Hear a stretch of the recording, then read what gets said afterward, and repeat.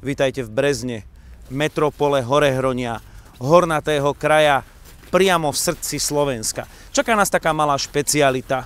Horehronský Dakar. Áno, sme inšpirovaní svetoznámou súťažou, v ktorej vyhrala značka Peugeot s 3008 a s pohonom zadnej nápravy, bez štvorkolky.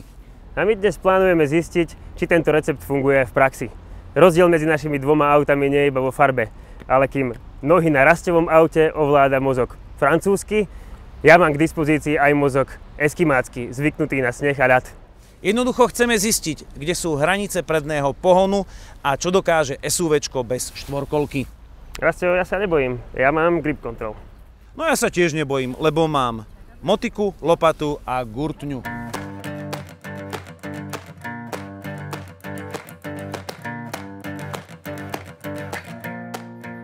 Z Breznianského námestia sme sa vydali na cestu do Osrblia. Tam nás čakali priaznivci Garage TV a biatlonu. Pochopiteľne s novými SUVčkami sme nešli klasickou hlavnou cestou cez Valasku, ktorú zvládne každé auto. Ani sme nechceli ísť po stále nedokončenom obchvate Brezna. Rozhodli sme sa pre skratku. Od Baldovského mosta sme sa vydali krížom cez lúky a lesy cestou mojej starej mamy. Často mi rozprávala, ako za ich mladých čias chodili pešo z Hronca do Brezna. Išli furmanskou cestou cez Valasku, pešovali krížom cez tzv. Lúčky a potom prišli do Brezna cez Baldovský most.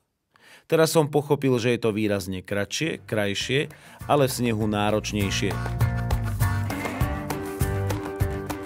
Túto rozbitú cestu na Lúčky z našich testov už poznáte a spoznali ju aj dva testovacie Peugeoty. Ten môj s dvojfarebným lakom karosérie vo verzii GT bol bez grip kontrolu. Šulko mal slabší 2-litrový diesel s manuálnou prevodovkou, s grip kontrolom, ale hlavne mal vyšší profil pneumatík a to bolo cítiť. Raste, čo hovoria tvoje 19-ky na túto cestu? Vieš čo, no keby to bolo o palec menej disku a viac gumy, tak by to bolo asi trošku lepšie. Už tá GT-čková verzia je asi na tieto jamy na lúčkach akože trochu dosť. Tu naša expedícia iba začínala a čakala nás špeciálka Horehronského Dakaru. Teda furmanská cesta, ktorá v lete láka cyklistov, slúži poľnohospodárom a v zime je vraj výlučne pre 4x4. Nikto ju nepluhuje a občas tadiaľ prebrázdi len nejaký offroadový nadšenec. Takže na jar by ju mohlo zvládnuť aj SUV s predným pohonom. Motokrosový areál Peťa Belka sme tentoraz obišli a zamierili na začiatok prvej špeciálky.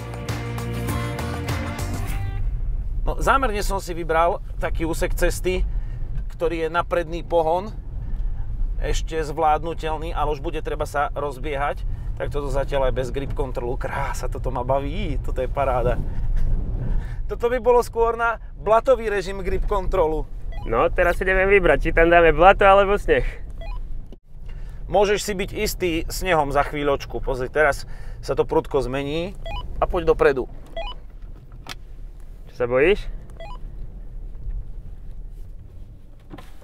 Pozri, tá koľaj je dosť taká hlboká. No ale ja tu mám koliesko na to. No daj koliesko. Dobre, počkaj, natočím tam eskimáka. To je typický pánko. Ja mám koliesko na to, ja mám systém, no tak som zvedavý. Poď. No poďme, mám tam jednotku a jemne tam dáme dvojku a poďme na to. Dobre. To chytilo. Poďme naraz sa pozrieť. No ale nechytil som takú rýchlosť. A už to pôjde. Dobre, v pohode je toto štandard. Vieš čo, mne to išlo štandardne, ako, tak neviem, či sa z tohto ľadu pohneme, tam sú hrubšie kolaje, takže skús ísť Šulko hore. Drž ho pod krkom. Poď. Nemám plný, teraz dávam plný. Poď, plný, mám podlahu. Volá, čo robí, rozmýšľa nad tým. Hrabe. Stále plný. To sa hrabe ako mačka hore kopcom. Teraz som už asi došiel. Počúvaj, scúvaj túto na lepšie, trošku sa asi viac rozbehneme. Poď dole, trošku scúvame. Tak to aj ja vidím. Tak čo si budeme hovoriť, no. Väčšina ľudí by sa sem s predným pohonom nevydala. Tu vidíte, že s grip kontrolom sa na snehu ľahšie rozbieha ako bez neho. Elektronika tak neškrtí motor a auto získa na začiatku vyššiu rýchlosť, ktorá sa potom zíde v takomto kritickom bode stúpania. Dobrá.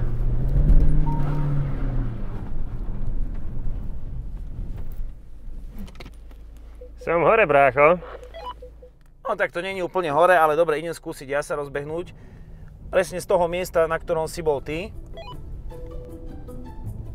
Takto pručie prehrabne GT verzia bez grip kontrolu na začiatku a potom elektronika viac dusí motor.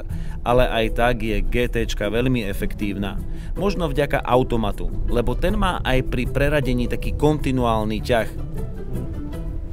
Nejak v pohode to dal. Ale ja som hore pomerne hladko to šlo.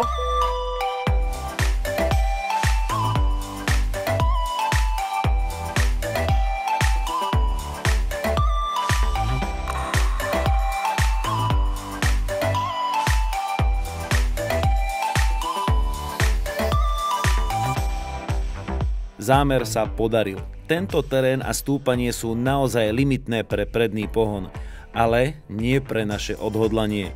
Napokon sme asi pri 4. rozbehu dosiahli prvý rovnejší bod. Toto prežiť. A poď, to lej ďalej, poď. Poď, drž sa.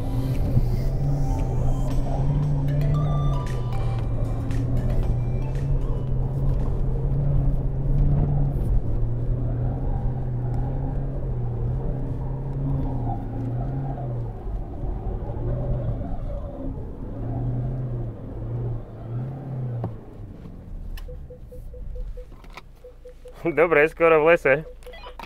A tak ten už vyšiel riadne.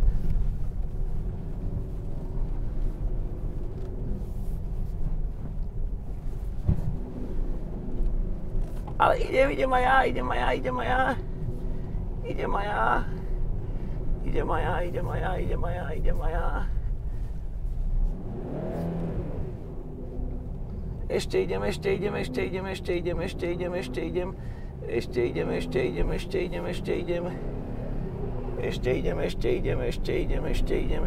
Ešte idem. Na nábok hýbaj.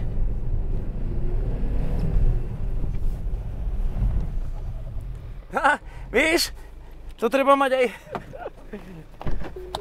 Si pán. Víš, grip control. Počúvaj, akože grip control. A tu ti to prestalo ísť?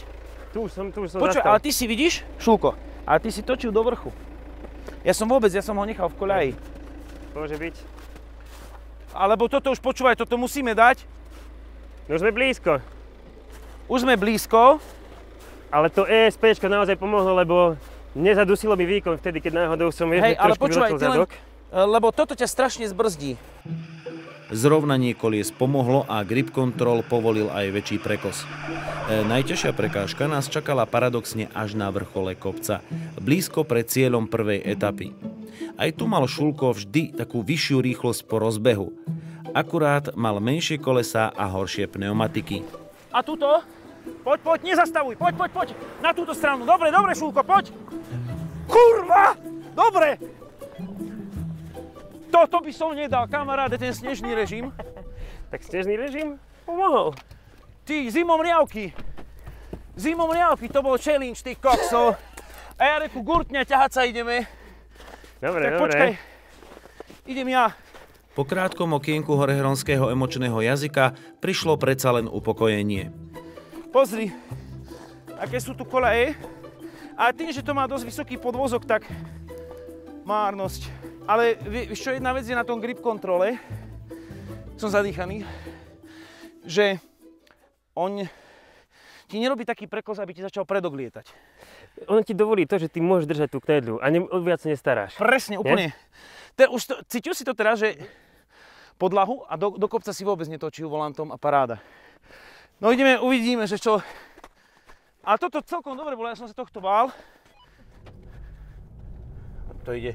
Tá prednokolka, keď má gumy.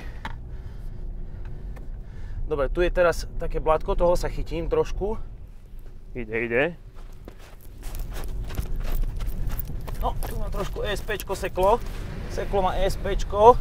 Bez grip kontrolu som mal hore nižšiu rýchlosť, ale dalo sa to zvládnuť. A nie len to.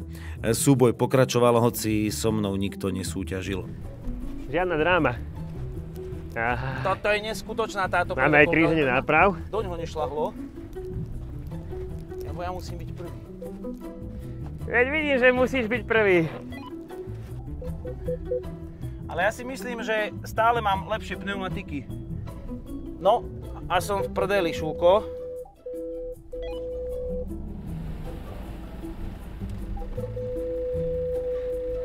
Vravím, že ešte aj na tej dvojkolke, ale musíš krížiť tie nápravy. Kríženie je základ, kríženie je základ. No, poďme rozbeh. A už držíme ho, držíme pána. Netočíme ešte hore. Až teraz, poď. Dobre, dobre. No, tak toto ti to lepšie zabralo. Vidíš, on púšťa aj otáčky, to je dobre. Daj to vedľa mňa, to bude krásny záber. Vedľa mňa, teraz doprava zľahka, doprava, rovno, stop. No, ako hodnotíš? Nebolo to zlé. Ten posledný úsek, priznám sa, neveril som, že dáme. Mňa to trošku zobralo emotívne, ale zase závisí vždy od toho, ako sa s tým autom narába. Toto je Dakar. V podstate máme za sebou prvú rýchlostnú skúšku. Dali sme a ja som vyhral, to je najpozitívnejšie, nie? Na celom tomto. Ale povedal by som, že toto bol trošku extrém. Tak pozrime sa na to, ako grip control funguje v tých bežných šoférskych situáciách. Zoberme si prípad strmého stúpania k domu, kde je pod jednou stranou auta sneh alebo ľad a pod druhou štrk na asfalte. S tradičnou trakčnou kontrolou musíte manévrovať zo strany na stranu a hľadať lepšie miesto s lepšou trakciou. Skrátka, musíte byť aj o niečo zdatnejší šofér. S grip kontrolom môže byť jedno koleso na úplnom ľade a aj tak sa pohnete, ak to druhé má o čo zabrať. Pozrime sa na to detailnejšie. Vo verzii GT bez grip kontrolu a pri neúmernom pridaní plynu ostane jedno koleso v preklze a to druhé nezaberie. Museli sme túto polohu chvíľu hľadať a mať na pravej strane ozaj ľad, ale aj toto sa môže stať, že budete cúvať, hoci jedno koleso hrabe smerom hore kopcom. Verzia s grip kontrolom to v snežnom režime zvláda ľahšie. Nemusíte zmeniť stopu a z prednej nápravy dostanete viac, najmä ak to jedno koleso má o čo zabrať. Nie je to žiadny zázrak, iba grip control vie lepšie simulovať uzávierku prednej nápravy. A keď sa robia programy pre štvorkolky, tak prečo by sa nemohli pre prednokolku? Jednoducho prepnutím ovládača trakčnej kontroly dáte pokyn na zmenu myslenia elektroniky, to je všetko. Teda nie úplne všetko. Pre názornú ukážku sme 3008 vyhnali hore strmým kopcom na relatívne konštantnom snehovom podklade bez koľají. Štartovali sme z asfaltu a takýto bol výsledok. Verzia GT dokáže na predný pohon veľa. Jej pneumatiky Dunlop boli ďaleko lepšie ako menšie Bridgestony na hnedej 3008, ale tá mala grip control a predsa len vyšla vyššie. Rozdiel je v rozbehu, ale aj v závere, kde nechala GT verzia kolesá prudšie podhrabnúť. Zdá sa vám rozdiel malý? Nuž, GT má aj automat a ten je pri tejto konkrétnej disciplíne lepší ako manuál. Grip control môže pomôcť aj vtedy, ak zájdete hlbšie do priekopy, napríklad pri nepodarenom cúvaní.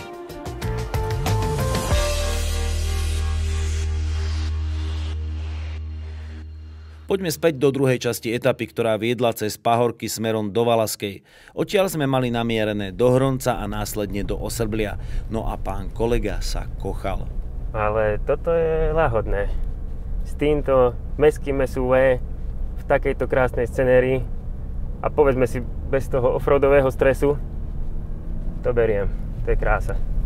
Akurát neviem, či sa mám kochať krásnou scenériou alebo týmto brutálnym kokpitom. A virtuálnou palubnou doskou, ktorá mi teda dosť berie pozornosť. Konvoj horehronského Dakaru pokračoval veľmi pokojne smerom nad Valasku a na toto už s rezervou stačí aj predný pohon. Pred Osrblím nás ale čakala ešte jedna skúška, zjazd dole strmým kopcom. Tuto by mala byť ešte taká skratka do Osrblia, kde ťahajú drevo. A a kde by som vám chcel ukázať zjazdový asistent, pretože toto je disciplína, pri ktorej môže byť dvojkolka rovnocenná so štvorkolkou. No, Šulko, toto by som tak odhadol, že poďme to skúsiť najskôr so zjazdovým asistentom, ja sa budem zhora pozerať, dobre? Výborne. Ja ťa znavigujem do tej stopy, lebo toto zahnutie tu nevidíš. Poď rovno. A teraz by som začal dávať pravý. Dobre, poď. A trošku sem ešte trošku. Ešte trošku, ešte. Dobre, to by ťa malo trošku nakloniť. Ukáž, zadné koliesko pôjde do vzduchu, ešte poď. Nech sa nakloníme, vieš? Dobre, no. Pekne, volantom len v ceste. Máme ho oblika. Máme.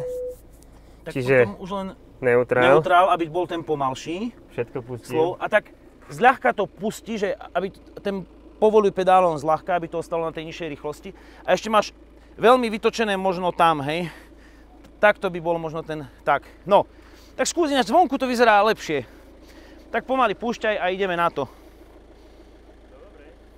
Ale volám drž. Len pekne karuj. Nohy idú preč. Ide to Drží? Hej, ide to samé. Krásne, samé to ide, tak toto je. Dobre. Len teraz nech sa to neskríži. šoférujem. Počujem normálne, ak to hrabká. Oh. To sa mne páči, táto technika. No, báli ste sa. Všetko, pozri. Noha jedna, druhá. A teraz môžem ešte, už sa mi zdá, že idem pomaly, už som frajer. Tak plyníkom vraj trošku, áno, zrýchlime. No, zvýšime rýchlosť. No. Prosím ťa, povedz mi z dola, či som v stope. No, poď.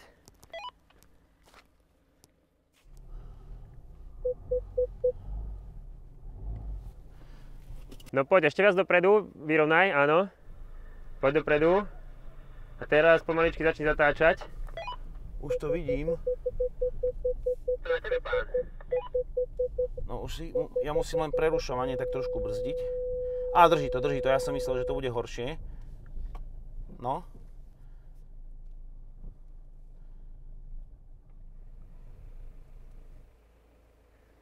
Ja by som povedal, však nechoď ako po...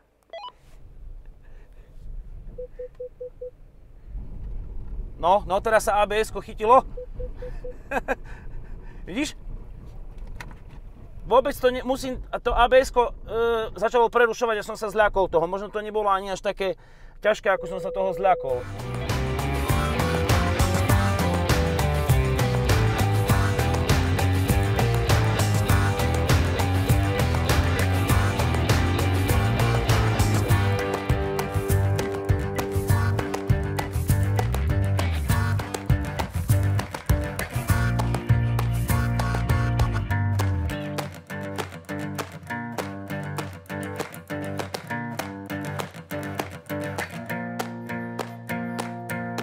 Prvý cieľ je splnený, sme v Osrbli, v biatlonovom areáli a na našom klubovom stretnutí a dokonca prišli sme sem starou cestou Starej Matere a s predným pohonom a máme už aj nejaký ten rezult testu, však Šulko? Zvládli to aj auta. Rezult je taký, že svetlá výška v kombinácii s grip kontrolom opäť posúva možnosti prednej nápravy ďalej. A samozrejme, čo by sme k tomu odporúčili? Automat. Presne tak. No a teraz pokračujeme už v tej absolútne finálnej fáze testu a do tej by sa mali zapojiť naši kluboví čitatelia. Akurát ja neviem, chcete jazdiť? Áno! Takže ideme jazdiť.